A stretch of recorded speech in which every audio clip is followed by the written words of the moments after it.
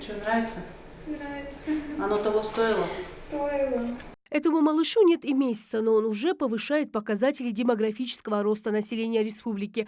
Только с начала 2020 года здесь, в Республиканском клиническом перинатальном центре, родилось больше 200 детей. Ингушетия в тройке лидеров среди субъектов России по количеству рождаемости. Для поддержки материнства и детства в республике созданы все необходимые условия. Современные палаты для матери и ребенка, термокроватки, оборудование центра в Ингушетии позволяет выхаживать детей даже с экстремально низкой массой тела, современные кувезы, палаты интенсивной терапии и не только. В целом условия в перинатальном центре очень удовлетворяют. Шикарное оборудование, хорошее обслуживание, да.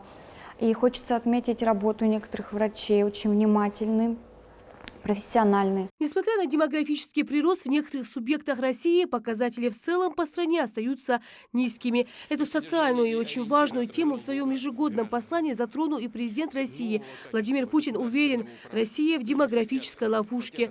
Нужно принять меры, чтобы изменить ситуацию. Число рождений вновь падает. Вот в чем напряженность демографического периода, через который проходит сегодня Россия.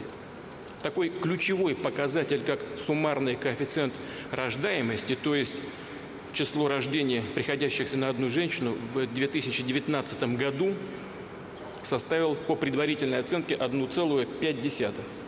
Много это или мало? Для нашей страны мало. Да, это примерно то же самое, что во многих европейских странах, но для нашей страны мало. Для сравнения, 1,3 было в 1943 году, во время Великой Отечественной войны. Правда, еще хуже было в 90-х. В 90-х годах, в 99-м, например, 1,16 всего. Хуже, чем во время Великой Отечественной войны. Семьи с 2 детьми тогда были редкостью, а то и вовсе люди вынужденно откладывали рождение ребенка. Повторю, существующие сейчас негативные прогнозы не могут нас не настораживать. Наша историческая обязанность ответить на этот вызов. Не только выбраться из демографической ловушки, но и к середине наступающего десятилетия обеспечить устойчивый естественный рост численности населения страны.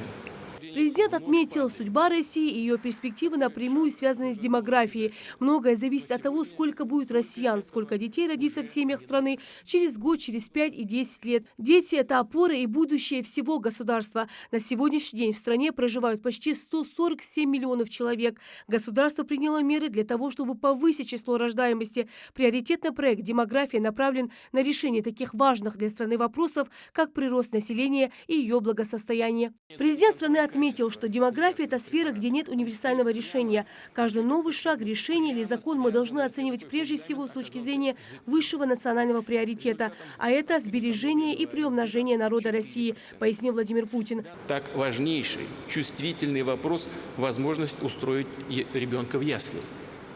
Мы выделили средства из федерального бюджета, чтобы помочь регионам до конца 2021 года создать 255 тысяч новых мест в яслях. Однако за 2018-2019 годы вместо 90 тысяч таких мест создано всего 78. Из них реально могут быть предоставлены малышам 37,5 тысяч. На остальные до сих пор не получена образовательная лицензия. Значит, такие ясли не готовы принять детей. Уважаемые главы субъектов федерации, дорогие мои коллеги, нельзя так работать. Вы чего?